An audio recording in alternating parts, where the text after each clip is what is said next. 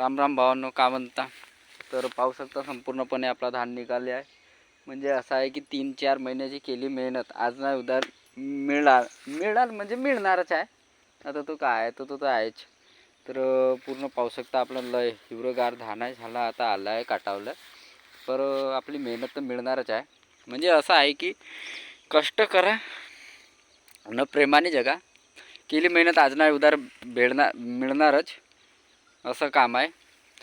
थोडा टाईम लागेल कोणत्याही वेळेला व्हायला, कोणत्याही कामाला करण्याला थोडा टाईम लागते, शिकावं लागते. तसाच आहे की 4 महिने याला पाहावं लागला. आज काही 15 दिवसात आपली मेहनत आपल्या जवळ येणार. पण लय कष्ट किती झेलला तर त्या एक शेतकऱ्याच्या मुलाला ना एक शेतकऱ्यालाच माहीत राहते. हवा पाणी बिजल्या सब सब सब म्हणजे सगळं काम झेलावं लागतं. तर असं नाही का एसीच्या हव्यात बसून सनी राहून ना आपलं काम होईल नाही यार. चिखलात उतरावं लागते, पाय खपावं लागते, ऊन अंगावर घ्यावं लागते, थंडीमध्ये बी काम करावं लागते आणि पावसाळ्यात बी काम करावं लागते. असं आहे म्हणजे उन्हाळा हिवाळा पावसाळा सगळं समान करून सनी एक शेतकरी जगते. आणि एक लहान मुलासारखं आपल्या धानाला जापते.